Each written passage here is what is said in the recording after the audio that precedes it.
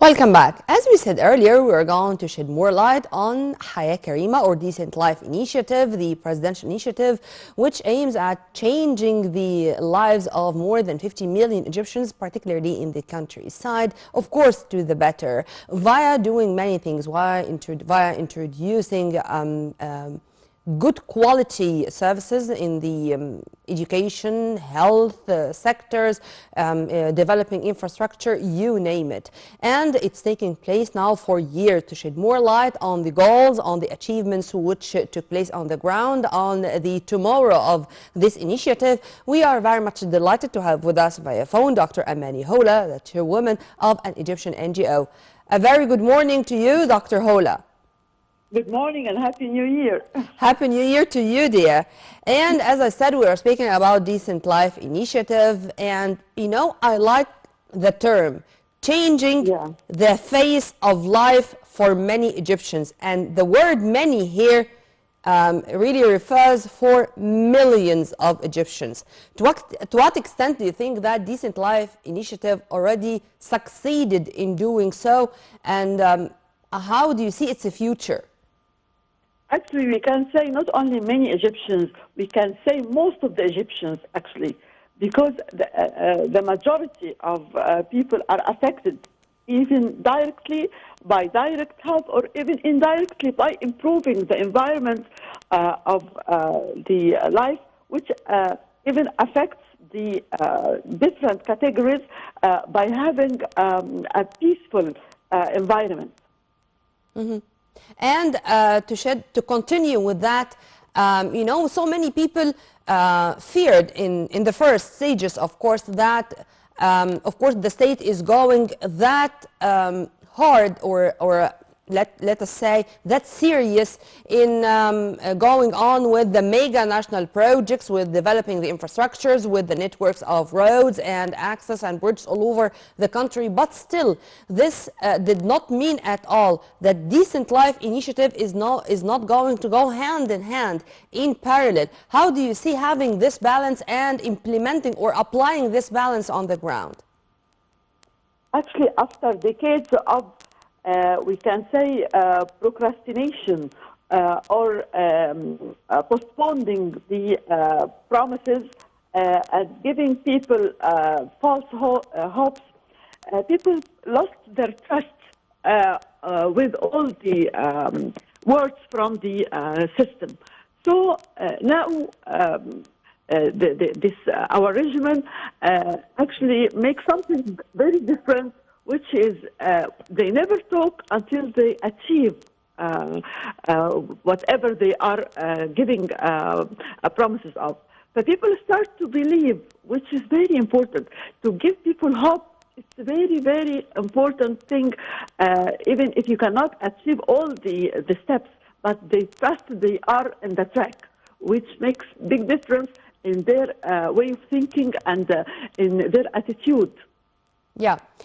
Since you are the chairwoman of one of our NGOs, of course you are dealing all the time with people, with the layman in the street, with the people in the countryside, with people from different social categories or sects.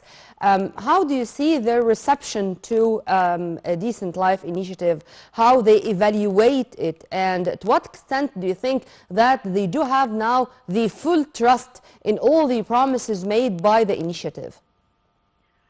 Of course, because we are involved in the details of people, we are keeping finger on the pulse. We can feel really the way of talking is starting to be changed. Before we used to say, to hear very negative words about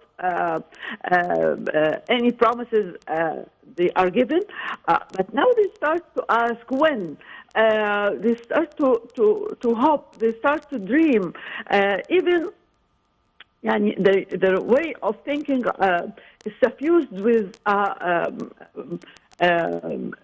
thoughts about future, and even they start to be involved in the details of the follow-up.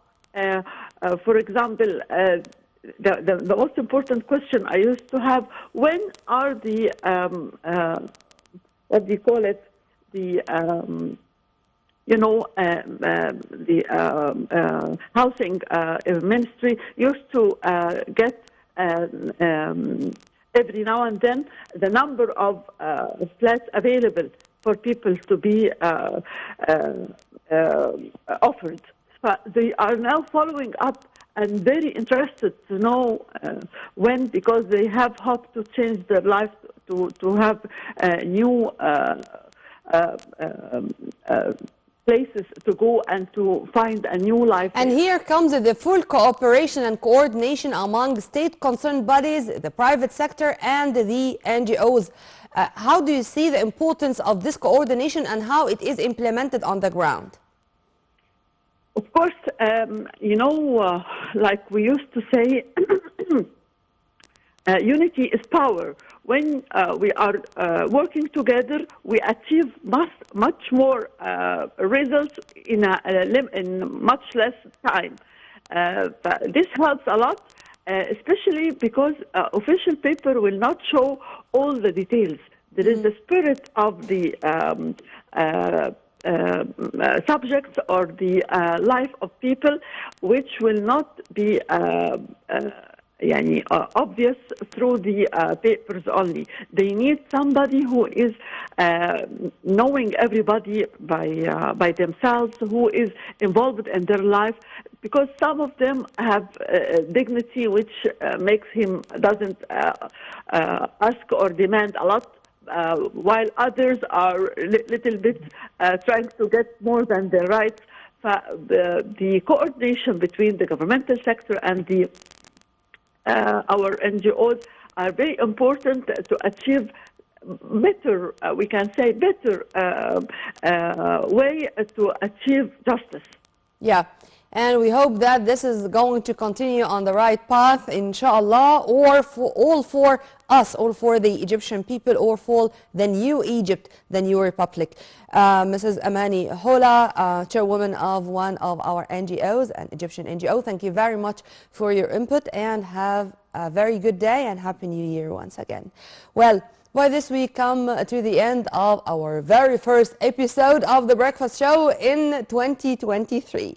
Well, tomorrow is another day with another crew, but stay tuned on Nile TV International always for more updates. Stay tuned for more details, and for more details, please log on to www.nileinternational.net.